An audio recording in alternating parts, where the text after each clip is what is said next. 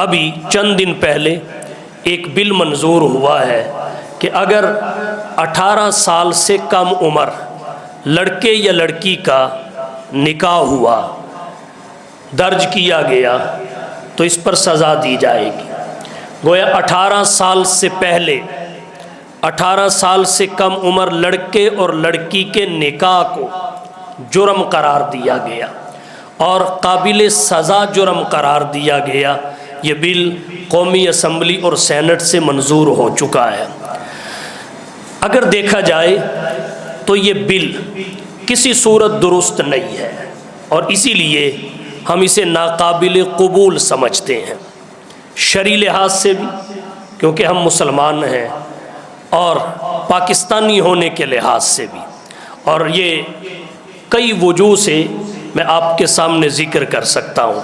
ایک تو اس وجہ سے ناقابل قبول ہے کہ ہم جس ملک میں رہتے ہیں اس ملک کے قیام کا جواز دو قومی نظریہ ہے۔ اسلام کے نام پر پاکستان معرض وجود میں آیا ہے، اس کا آئین اور دستور اسلامی ہے۔ تمام مکاتب فکر کے اکابرین نے اتفاق رائے سے اسے ترتیب دیا ہے۔ پاکستان کے آئین میں اس بات کی ضمانت موجود ہے کہ پاکستان میں کوئی قانون قرآن و سنت اور اسلامی شریعت کے خلاف نہیں بن سکتا۔ پاکستان کی اسمبلی کے چہرے پر، پیشانی پر کلمہ اسلام لکھا ہوا ہے۔ اس وجہ سے ہم اس بل کو ناقابل قبول سمجھتے ہیں کیونکہ یہ اسلامی شریعت سے متصادم ہے، اسلامی تعلیمات سے متصادم ہے، قرآن و سنت سے متصادم ہے، اور پاکستان کے آئین کے مخالف خود بخود ہو جائے گا کیونکہ آئین پاکستان اس بات کی ضمانت دیتا ہے کہ پاکستان میں کوئی قانون قرآن و سنت کے خلاف نہیں بن سکتا۔ جب قرآن و سنت کے خلاف ہے تو لا محالہ آئین پاکستان کے بھی خلاف ہوگا۔ لہٰذا مسلمان ہونے کی حیثیت سے بھی اور پاکستانی ہونے کی حیثیت سے بھی یہ بل ہمارے لیے قابل قبول نہیں ہے، اور اس کو روکنے کے لیے کردار ادا کرنا یہ ہم اپنا ایمانی اور آئینی فریضہ سمجھتے ہیں۔ دوسری وجہ جس کی بنا پر یہ قابل قبول نہیں، وہ یہ ابھی آپ نے چند دن پہلے دیکھا کہ 10 مئی کو افواج پاکستان نے انڈیا کے خلاف آپریشن بنیان مرصوص کیا، اور اللہ تعالیٰ نے اس آپریشن میں افواج پاکستان کو واضح کامیابی عطا فرمائی جسے فتح مبین کا نام دیا گیا، اور گزشتہ جمعہ یوم تشکر کے طور پہ منایا گیا۔ آپ نے گزشتہ جمعہ کا پورا خطاب اس حوالہ سے سنا۔ یہ وہ موقع تھا کہ قومی اتحاد کا مظاہرہ ہوا، پورے پاکستان میں ہر پاکستانی ایک پیج پر نظر آیا، ایک قوم بن کر اہل پاکستان افواج پاکستان کی پشت پر کھڑے ہوئے اور جزوی اختلافات کو سب نے پس پشت ڈال دیا۔ گویا اتحاد کا اظہار ہوا، قومی یکجہتی کا مظاہرہ ہوا۔ اب ان دنوں میں اس قسم کا متنازع بل آنن فانن منظور کر لینا یہ اس اتحاد اور یکجہتی کو توڑنے کا سبب بن سکتا ہے، یہ اس اتحاد کو برباد کرنے کا سبب بن سکتا ہے۔ دوسری وجہ یہ ہے کہ ان ایام میں اس قسم کا بل جو منظور ہوا وہ کسی صورت قابل قبول نہیں ہے۔ پاکستانی قوم یکجہتی کا مظاہرہ کر رہی ہے، متحد ہو چکی ہے۔ اللہ کرے یہ متحد رہے اور کوئی ایسا سبب پیدا نہ ہونے پائے جو ان کے اتحاد کو پارا پارا کرے، اس کا شیرازہ بکھیر دے۔ یہ دوسری وجہ ہے۔ اور تیسری وجہ یہ ہے، یہ ہماری قومی خود مختاری کے مخالف ہے، ہماری قومی خود مختاری کے برعکس ہے۔ اگر ہم خود مختار ہیں، ہماری قومی خود مختاری مسلم ہے، تو پھر ہمیں کسی کے دباؤ پر، نادیدہ قوتوں کو راضی کرنے پر اس قسم کے بل منظور نہیں کرنے چاہیے راتوں رات۔ اگر کسی وجہ سے اس کی ضرورت محسوس ہوئی تو طریقہ کار کے مطابق اسے اسلامی نظریاتی کونسل میں بھیجنا چاہیے تھا، ان کی رائے لینی چاہیے تھی، اور اس کے بعد پھر غور کیا جاتا۔ اول تو اس کی بھی ضرورت نہیں تھی، کیونکہ یہ قرآن و سنت کی تصریحات اور تعلیمات کے مخالف ہے، اور اگر کسی وجہ سے ضرورت محسوس ہوئی تو پھر جو طریقہ کار ہے اسلامی نظریاتی کونسل میں بھیجا جاتا، ان کی رائے لی جاتی، اس کے بعد کچھ کیا جاتا۔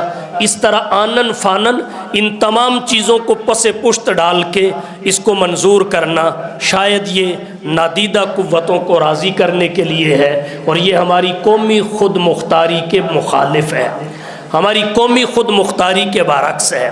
اور چوتھی وجہ کہ یہ ہمیں قابل قبول نہیں، وہ یہ ہے کہ جہاں یہ پاکستان کے دینی اور آئینی تشخص کے مخالف ہے، وہاں پر یہ مسلمانوں کی دل آزاری کا باعث بھی ہے۔ یہ قرآن و سنت کے خلاف ہونے کی وجہ سے اسلامیان پاکستان اور عالم اسلام کی دل آزاری کا باعث ہے، اس لیے اسے قبول نہیں کیا جا سکتا۔ اور اس کے ساتھ ساتھ ایک وجہ اور ذکر کر دوں، اگر دیکھا جائے یہ بشری ضرورتوں اور عقل انسانی کے بھی مخالف ہے۔ آپ کہیں گے بشری ضرورتوں کے مخالف کس طرح ہے؟ بشری ضرورتوں کے مخالف اس طرح ہے کہ جب کوئی بچہ اور بچی بالغ ہو جاتے ہیں، اللہ تعالیٰ نے ہر مرد میں اور ہر عورت میں جنسی جذبات رکھے ہیں۔ جب لڑکا اور لڑکی بالغ ہو جاتے ہیں، پھر وہ اپنے جنسی جذبات کی تسکین کے لیے راستہ تلاش کرتے ہیں۔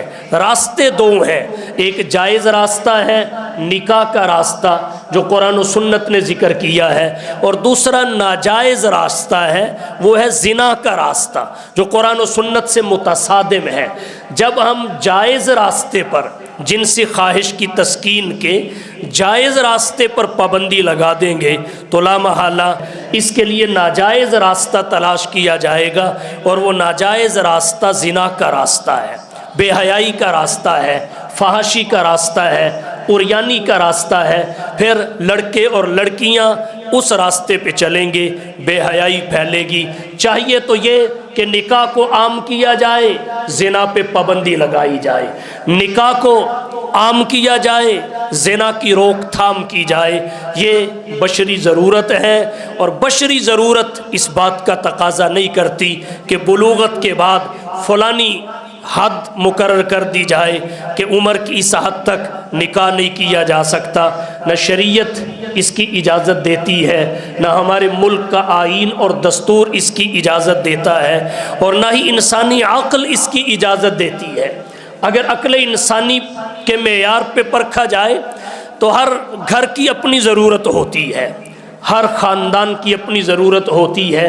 بسا اوقات کسی گھر ایسی ضرورت پیش آ جاتی ہے، والدین بوڑھے ہیں، ایک ہی لڑکا ہے، کھانے پکانے کے لیے کوئی معقول اور مناسب انتظام نہیں ہے، مگر لڑکا بالغ ہو چکا ہے۔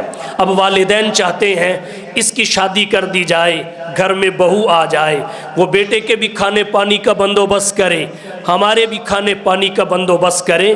اب یہ ایک ضرورت ہے اور اس کا کوئی راستہ نہیں، تو لا محالہ جب لڑکا بالغ ہو جائے تو یہ جائز راستہ ہے کہ اس جائز راستے سے اس ضرورت کو پورا کر لیا جائے۔ اگر اس پہ پابندی لگ جائے تو عقل انسانی کیسے اس کی تائید کر سکتی ہے؟ بعض دفعہ ایسی صورت بھی پیش آ جاتی ہے، والدین فوت ہو چکے ہیں، ایک بیٹی ہی بچی ہے، بیٹی بالغ ہو چکی ہے، اس کی نگرانی اور نگہبانی عزیز و اقارب کے لیے مشکل ہو رہی ہے۔ ایسے موقع پر دیگر رشتہ دار عافیت اس میں سمجھتے ہیں کہ جلدی اس کی شادی کر دی جائے، یہ اپنے گھر بار والی ہو جائے۔ اب اگر یہ پابندی کا قانون سامنے رکھا جائے تو اس سے پریشانیوں میں اضافہ ہوگا، مسائل پیدا ہوں گے۔ تو جو جزوی صورتحال ہیں خاندانوں کی، ہمارے معاشرے کی، ان کو سامنے رکھ کے دیکھا جائے تو جہاں یہ بشری تقاضوں کے منافی ہے، وہیں عقل انسانی بھی اس کی تائید نہیں کرتی۔ شریعت مطہرہ نے صغیر اور صغیرہ کے نکاح کو جائز قرار دیا ہے۔ صغیر اور صغیرہ کے نکاح ہونے کی اسلامی تاریخ میں متعدد مثالیں موجود ہیں، تو 18 سال سے کم عمر افراد کے نکاح پر پابندی لگانا اور نکاح کر لینے کی صورت میں سزا کا تعین کرنا، یہ قرآن و سنت کے بھی منافی ہے، پاکستان کے آئین اور دستور کے بھی منافی ہے۔ یہ اس وقت جو یکجہتی اور قومی وحدت دیکھنے میں آ رہی ہے، اس کو برباد کرنے کا سبب بھی ہے، اور یہ اسلامیان پاکستان کے جذبات کو ٹھیس پہنچانے والا عمل ہے، ان کی دل آزاری کا باعث ہے، پاکستان کے دینی اور آئینی تشخص کے منافی ہے، اس کے ساتھ ساتھ بشری تقاضوں اور عقل انسانی کے بھی منافی ہے۔ اس لیے اس بل کو روکنا ضروری ہے۔ ہم مطالبہ کرتے ہیں اس بل کو واپس لیا جائے، پاکستان کے دینی اور آئینی تشخص کا احترام کیا جائے۔ ترمذی کی روایت ہے، ترمذی شریف میں ہے، رسول اللہ صلی اللہ علیہ وسلم نے حضرت علی رضی اللہ تعالی عنہ سے فرمایا، یا علی ثلاث لا تؤخرھا، اے علی تین کام ایسے ہیں ان میں دیر نہ کرنا، ان کو مؤخر نہ کرنا۔ وہ تین کام کون سے ہیں؟ فرمایا الصلاۃ اذا اتت، نماز کا جب وقت ہو جائے تو اس کی ادائیگی میں تاخیر نہ کرنا، نماز کا جب وقت ہو جائے تو پڑھنے میں دیر نہ کرنا، شیطان غالب آ جاتا ہے، سستی ہو جاتی ہے، نماز وقت سے چھوٹ جائے تو پھر وہ ادا نہیں ہوتی، قضا ہو جاتی ہے۔ اس لیے ثلاث لا تؤخرھا، تین کاموں میں دیر نہ کرنا۔ پہلا کام الصلاۃ اذا اتت، نماز جب اس کا وقت ہو جائے پھر پڑھنے میں دیر نہ کرنا۔ نمبر دو فرمایا الجنازۃ اذا حضرت، جنازہ جب تیار ہو جائے تو پڑھنے میں دیر نہ کرنا۔ ہمارے معاشرہ میں یہ بدعت چل نکلی ہے، ہم نماز جنازہ کو مؤخر کرتے ہیں، تدفین میں تاخیر کرتے ہیں کہ فلانا رشتہ دار آ رہا ہے، فلانا رشتہ دار آ رہا ہے، اور جنازہ کو مؤخر کرتے چلے جاتے ہیں۔ ہماری شریعت اس عمل کی حوصلہ شکنی کرتی ہے، اس سے روکتی ہے، اور شریعت کی تعلیم یہ ہے کہ جنازہ جلدی سے جلدی پڑھا جائے، میت کو جلدی سے جلدی دفنایا جائے۔ اور پھر ہمارے ہاں یہ رواج چل نکلا ہے کہ میت کو باہر سے لایا جاتا ہے اور پھر باہر سے آنے والوں کا انتظار کیا جاتا ہے، اس کے لیے 24 گھنٹے کی تاخیر ہوتی ہے، بعض دفعہ یہ تاخیر دنوں تک دراز ہو جاتی ہے۔ شریعت تو یہ کہتی ہے کہ اگر کسی جگہ کوئی فوت ہو گیا تو اولا اور بہتر یہ ہے وہیں اس کی تدفین کر دی جائے، جیسا کہ صحابہ کرام کی زندگیاں اس پہ شاہد عدل ہیں۔ اللہ کے نبی کے صحابہ زیادہ تر مکہ اور مدینہ سے تعلق رکھتے تھے، مگر مکہ اور مدینہ کے قبرستانوں کا سروے کریں، آپ کو وہاں 1,24,000 صحابہ تھے۔ 1 لاکھ تو ایک طرف رہا، اوپر کے 24,000 کی قبریں بھی آپ کو مکہ اور مدینہ کے قبرستانوں میں نہیں ملیں گی۔ صحابہ کرام کی قبریں کہاں ہیں؟ وہ دین کی دعوت کو لے کر دنیا میں گئے، جس کی جہاں موت آئی اس کو وہیں دفن کر دیا گیا۔ افغانستان میں صحابہ کی قبریں موجود ہیں، کابل اور قندھار میں صحابہ کرام کی قبریں ہیں، چین میں صحابہ کرام کی قبریں ہیں۔ میں سمرقند بخارا خود گیا ہوں، ازبکستان کا سفر کیا ہے، وہاں متعدد صحابہ کرام کی قبریں میں نے خود دیکھی ہیں۔ پاکستان میں صحابہ کرام کی قبریں ہیں، سندھ میں صحابہ کرام کی قبریں ہیں، ملتان میں صحابہ کرام کی قبریں ہیں۔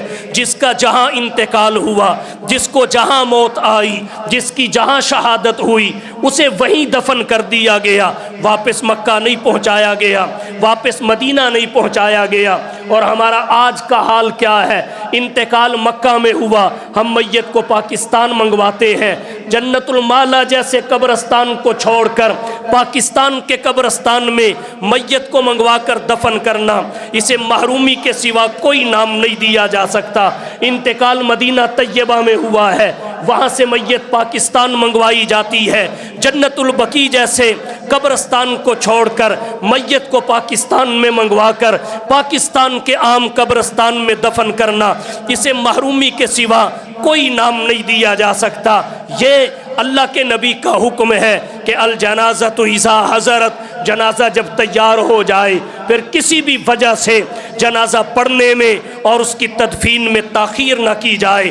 اور تیسری چیز جو فرمایا والایم، وہ بے نکاحی عورت جس کا ابھی تک نکاح نہیں ہوا، اذا وجدت لہا کفءا، جب آپ اس کے مناسب کوئی رشتہ پالیں تو پھر اس کے نکاح میں تاخیر نہ کی جائے، فوراً اس کا نکاح کر دیا جائے۔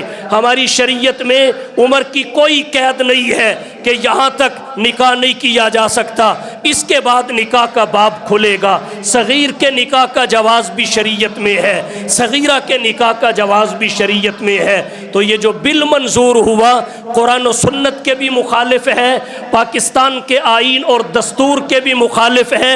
یہ یکجہتی جس نے فروغ پایا ہے اس کو بھی توڑنے کی کوشش ہے۔ اسلامیہ نے پاکستان کے جذبات کو ٹھیس پہنچانے والا عمل بھی ہے، پاکستان کے دینی اور آئینی تشخص کے برعکس بھی ہے، اور اس کے ساتھ ساتھ عقل انسانی اور بشری ضرورتوں کے منافی بھی ہے۔ اللہ تعالیٰ ہمارے ملک کے حکمرانوں کو عقل اور سمجھ دے، وہ جو قانون بنائیں قرآن و سنت اور پاکستان کے آئین کے موافق بنائیں، کوئی قانون اس کے مخالف نہ بنائیں، تاکہ پاکستان کا اسلامی تشخص برقرار رہے۔